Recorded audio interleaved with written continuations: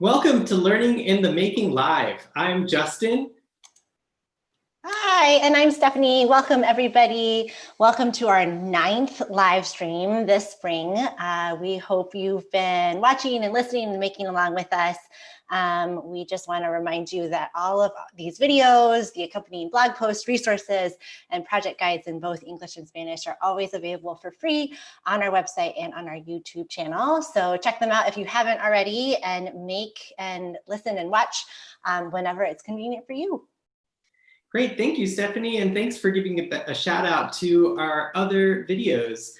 Each of these videos comes along with a project guide, and each of them shares a unique hands-on activity which you can easily do at home using materials that you have lying around, and which you can sort of take in whichever direction you want. Yes, and please don't forget to share what you're doing and making at home. We really love seeing all of your efforts. Speaking of the past few weeks, Justin, I have been noticing that I've been spending a ton of time in front of a screen. I try and get outside to enjoy the nice spring and summer weather, but otherwise I'm doing a lot of stuff in the digital world, and I'm kind of itching to get my hands on like real materials and stuff. What about you? How are you doing? I think I'm doing pretty similar to you. My eyes are getting a little tired, almost red from staring at the computer screen in order to connect with people. So I was super happy when earlier this week I got a handwritten letter in the mail from one of my friends. And it reminded me that we didn't always communicate via text messages and social media and emails and video calls. So it's really cool. That's so neat. That's beautiful. I love sending and receiving letters too. They're so cool. What does your letter say? I would be happy to share it with you. Give me a sec so I can show you on my other camera. Oh, neat. We'll get to actually see it. Yeah. So this letter is actually, it's a postcard. So on the front, there's this really pretty picture of a boat. It looks like a painting, not an actual photograph.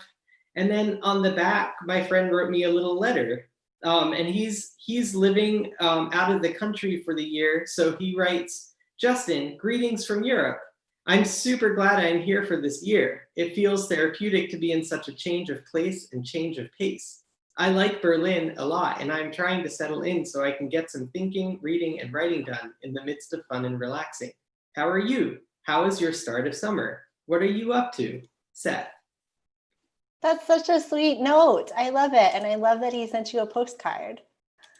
Letters are super wonderful, and they can take so many different shapes and forms. I feel like they can be really formal, right? You can communicate really important decisions. There have been really important parts of our history that have been conveyed through letters. They're useful when you have to write an official request. They're an important skill for applying for a job sometimes, because you have to write a cover letter. Cover letters convey your qualifications and tell your prospective employer why you might be interested in the job, stuff like that. But letters are also, they can be really, really personal. And that's those are my favorite. Letters, I think writing or drawing can almost be therapeutic, because it's a way to get out your messy thoughts and feelings and put them down. And when you write them out or draw them out, you can reflect on them too.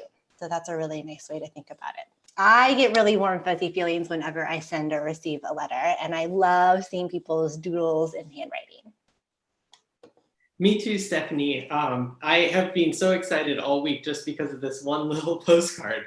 But this postcard, I know my friend didn't paint it himself, so he must have gone out and bought it. But right now, it's kind of hard to get to the store these days to purchase cards. So we could definitely just make them at home instead. You're right. That's so true. That's awesome. So we're going to explore letter writing and pop-up cards today. There are so many different ways to engage with these activities, and you can come back to them time and time again in really simple manners and in really fancy, complex manners too. Great. So Stephanie, what do I need to get started? I have a lot of just paper lying around. I've got some markers and pens. Is that all I need? Do I need something else? No, pens and paper are great to get started. I've got some stuff like that. I've got some plain, some green paper. I have like a big envelope that came in the mail that I'm recycling. If you want to get a little fancier or make a pop-up card, it's nice to have a pair of scissors, maybe some markers, and something to fasten, nice scissors, something to fasten stuff with. So like tape or glue. I don't actually have any tape. Oh, sorry, I don't have any glue. So I found some tape lying around that we can use. Oh, great. I've got some little bit of a tiny glue stick. Great. So, Stephanie, if we're going to write letters, who do you want to write your letter to? Who's going to be the lucky recipient? Yeah, I've been thinking about that a lot. So I've been thinking and planning, and right now I'm thinking I really want to catch up with my niece, who's about 5, going on 6, and lives pretty far away from me. It's probably been a pretty weird school year, and so I might just send her like a happy summer note and just connect. What about you? What are you thinking about? I'm thinking about responding to my friend's postcard. I feel like he gave me a little update on his life, and maybe I could do the same.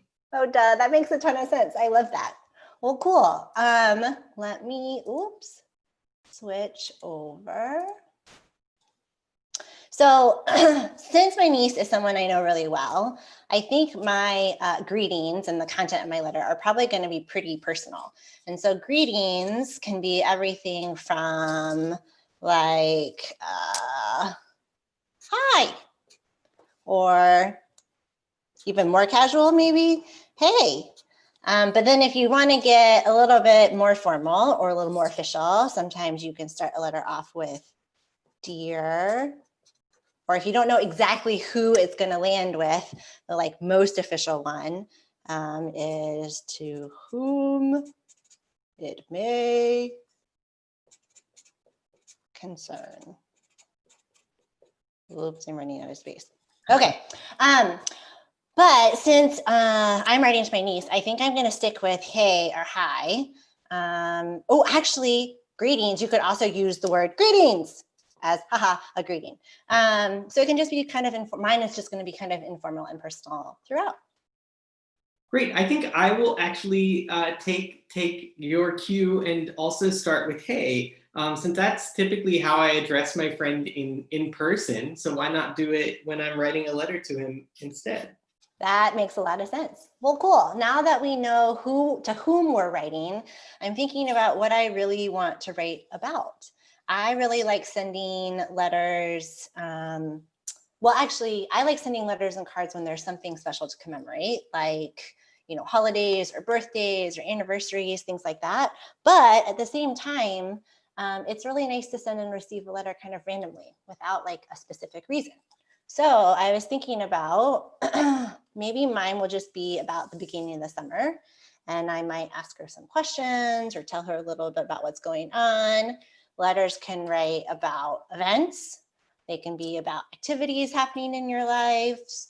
You can tell people about like traditions that you've been practicing. It can just be about connection, which is what I was thinking about. You can always express appreciation and thanks. Those are really important and common, right? Thank you notes. You can also write or draw or doodle about your hopes and wishes and your dreams. And like I was mentioning earlier, writing letters often turn some like really messy thinking where you're like, oh, it's all stuck in my head and I need to get it out, to maybe slightly clearer thinking. So hopefully that'll be helpful too. Oh, wow. What's yours going to be about? I'm not sure. I think that my head is full of messy thinking all the time, and I'm feeling a little stuck. What are some of the things that I could tell my friend Seth about? I just don't know where to begin.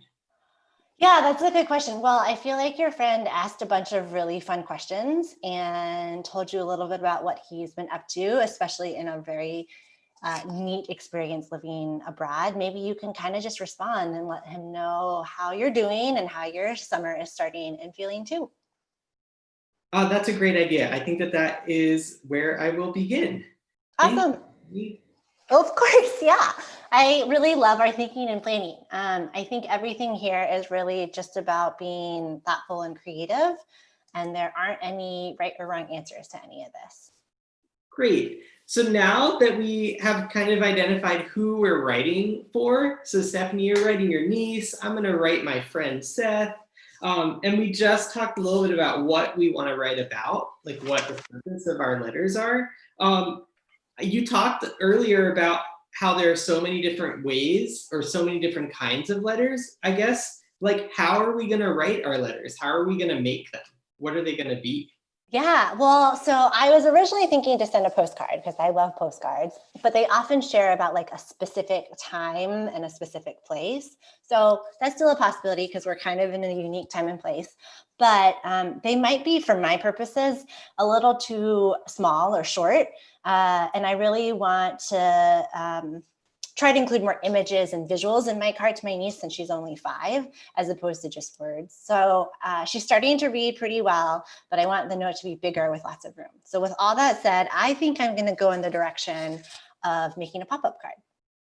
Oh, wow. I have seen pop-up cards before, but I have no idea how to make them. And I actually think it would be really fun to surprise my friend Seth with a pop-up inside of my card. Can you show me how you're going to make yours? Yeah, for sure. Let's get started. So if you're watching, feel free to pause here to finish your planning and your thinking about the who and the what, especially, and maybe gather some materials too. As Justin mentioned earlier, we'll be using paper, pens, things you've got lying around. I've got some paper. You can use cardstock if you have that. It's a little thicker. I actually don't have any here, so that's okay. And then, of course, scissors and some sort of tape or glue. Okay, so let me gather my supplies and show you what I've got. So scissors, I've got my tape, I've got some markers. I'm gonna start off. Oh, actually, before I start off, there are a ton of ways to make pop-up cards, and some are kind of incredible, and we share some additional resources, which I'll talk about a little later. They are pretty amazing and can get super fancy. So what I'm going to show you is just one way to do it, and not necessarily the right way either. This one's pretty straightforward, so I really like it, and I think it'll be good for getting started. All right, Justin, you've got a sheet of paper? Yeah, I have my sheet that I want to use right here. I'm ready with my scissors. I've got some glue. I have some extra paper over here off to the side. Let's get started. Sweet, I love that both of our sheets of paper are green too.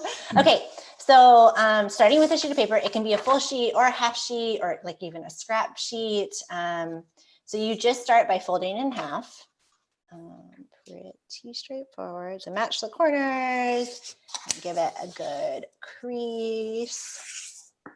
Okay, and then, so it looks kind of like this. Nice folding, Justin. Thank you. And then once you've got it folded, you want to look at the folded edge. And what we're going to do is cut 2 slits of the same length. Where are my scissors? It doesn't matter how far apart they are. Like the 2 slits could be that far apart, okay, this far apart, but don't cut too deep, but they can be really any length. So this will become the part of the card that pops out and forms the structure. You'll see that in a sec. So I'm gonna start cutting. You can use a ruler if you want. Where the slits are. I see you're starting kind of towards the middle. Could mine be off to the side? Yeah, that's a great question. I kind of just did it in the middle, but if you want your pop-up thing to be more on the left or right side, that's totally good too. That's a really good question. Great. So mine's going to be kind of a fat section, and I cut 2 slits about the same length. You can see. Justin, how are you doing? I feel good. I'm a little worried that they might not be exactly the same length, but I think it'll be okay. Totally. It's not a big deal. You can break out your ruler if you want and measure them exactly, but it's not really going to matter. Okay, so once you've got them, you're going to reopen the sheet of paper, and then from behind, you're going to kind of gently poke at that section so it pops out.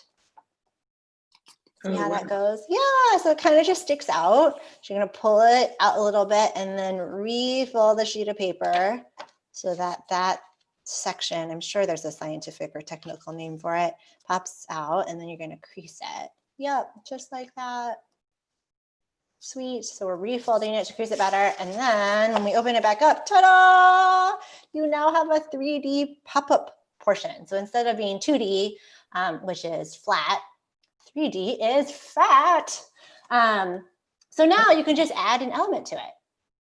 Okay, Stephanie, I have a quick question though. I see that it forms like a nice kind of like cube shape. Is there a reason that we would have it be this shape instead of like a triangle shape? Oh gosh, I don't know. That's a really good question. I'd have to research that more. I think the cube shape is just, or the rectangular shape, the four-sided shape is just stronger and more easy to deal with in terms of pop-ups, or in terms of like the structure for pop-ups, but I'm sure you can make it different shapes. It'll just be a little bit more complex. Okay. What kind of element are you going to add to your pop-up?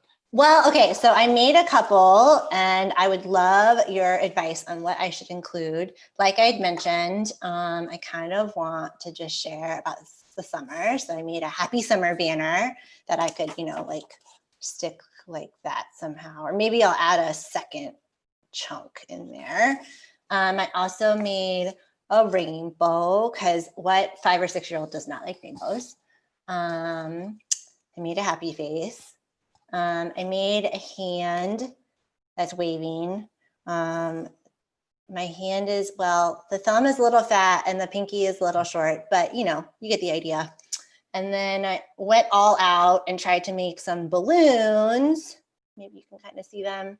Wow. That you could include as well. What do you think? I love all of those options. I think that you could actually add, or I guess my question to you is, can you add more than one? Because I think I like the hand waving, since you can't really wave your hand in a letter. This is the closest you can do. And I also really like the rainbow, just for the color and the feeling that it gives me. If I were your niece, I would be super excited to receive a letter with those two elements in it. Oh, fun. Yeah, I like those. Thanks for those suggestions. And yes, you can, well, I think so. You can add multiple elements. You can either, let's see if I can do it. You can either like position them next to each other. That looks a little funny. Maybe I'll do it this way. You can tape them on like that. Or I could make a second 3D structure here. And then that way I could put them next to each other with each with their own little 3D pop-up. What do you think? Ooh, I really like that second idea where they each have their own, they each pop up. Okay, I'm gonna do that then. How about you? How are you doing? What are your plans? I'm good. Watching you make a decision between those different elements helped me think about what I might include in mine. And I was thinking that maybe I would draw an airplane and have the pop-up be an airplane. Because when I think of my friend who's living far away, I think a lot about travel, and travel isn't something that I get to do much. And so he sort of makes me think of an airplane. So I'm gonna draw a little airplane and maybe use that as the element in my card. That's a really cool idea. I have no idea how to draw an airplane, so I'm going to watch and learn from you. I also don't really know how to draw one, so this might be an airplane or it might be a whale. But hey, it's looking pretty good. So I made a second pop-up structure, but it's a little bit crooked, but that's okay. I think my niece will not fault me for it too much. And I'm going to go ahead and add in these two elements with tape. And again, if you have glue, that's awesome. If you have tape, that's great. You can use Scotch tape or masking tape or kind of whatever you want. You can kind of start to see that they're popping up. Oh, yeah. Oh my gosh, that airplane looks amazing. Thank you, Stephanie. My cutting skills aren't super fast. That's okay. I realized I'm not super good at my cutting skills. I need to practice them. Because I haven't recently, because I've just been in front of a computer. So as you're making them, feel free to pause this video or watch along too. I just wanted to show one other example while Justin's cutting out his awesome plane. I had mentioned earlier that you can start with a full sheet of paper, but you can also start with a half sheet. And I made this the other day too. So see, like I just had a half sheet lying around and you can still use that. And it'll just be a slightly different structure. And I added a beach scene to it because I'm kind of dreaming of the beach right now. Oh, wow. That's beautiful, Stephanie. Why, thanks. But you can use whatever you have lying around. You don't need full sheets of paper. Oh, that looks really cool. Oh my gosh. Yay. That looks amazing. So the idea is that when he opens it, yeah, there'll be an airplane kind of flying along. I love it. The travel of the card. Oh my gosh, that's amazing. I really like it. Hey, I just noticed though, Justin, when you closed your card and when I'm closing mine, there are these like big chunks of paper missing. Oh, wow. So we have maybe one extra step that we need to take care of.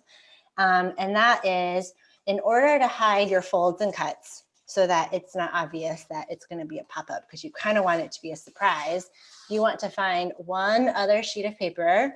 It can be a matching color, it can be a different color, and you basically want to just envelop it around. So you put it on the outside, and that way, and then you can tape it. Yeah, yours looks amazing. You can tape it or glue them together. And that way, when you close it, ta-da! It's like you'll never know there's a pop-up inside. Oh, I like that. And it'll be a nice surprise once everything's added together.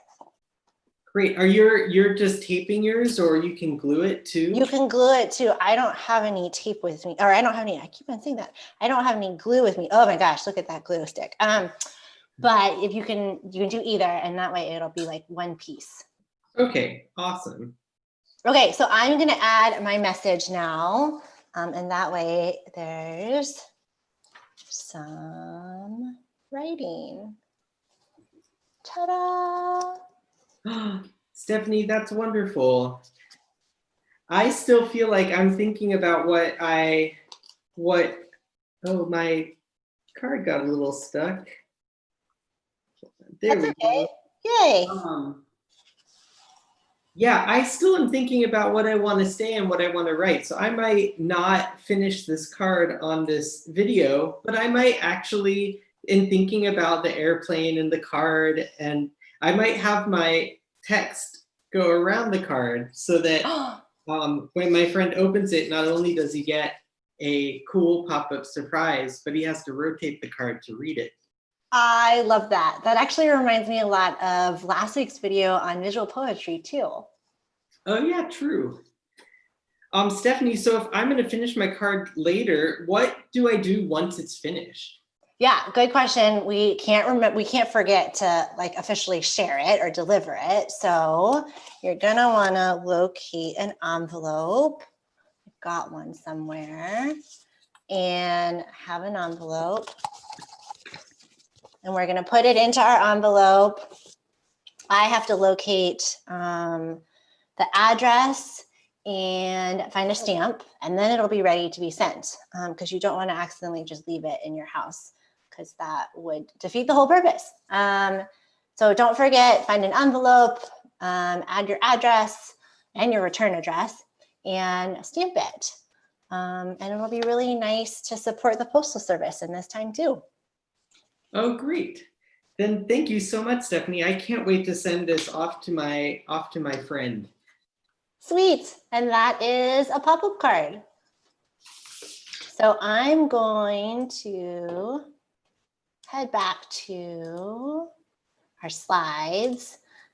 We just wanted to let you know that if you go to that bit.ly on the screen, bit.ly/makeredletters, there's a whole bunch of other resources to check out if you're into letter writing or doodling or pop-up cards or even fancier versions of it.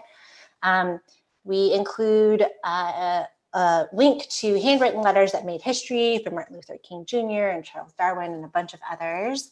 The National Writing Project is this awesome organization that really supports, it leads a network of educators and leaders who support practices around youth writing. And they had an initiative a couple of years ago that was called Letters to the President. So you should check that out.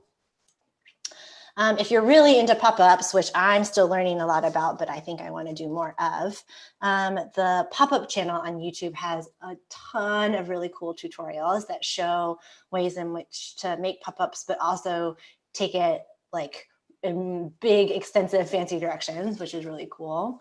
And then last but not least, if you're into writing in notebooks, Hack Your Notebook is a really cool project that kind of changes and extends how notebooks can be used. Notebooks often capture thoughts and express creativity, and you can add electronics and programming to make your notebook a lot more interactive too. And last but not least, just a reminder that if you are into this, we also have project guides and in English and Spanish available on our website that kind of help you walk through some of the things that Justin and I just did. Great. Thank you so much, Stephanie, for helping me make my first pop-up card. As always, we really encourage you to share your projects with us at the hashtags listed on the slide. And please join us next week again for another installment of Learning in the Making Live. Yep, and as always, we'll be learning in the making.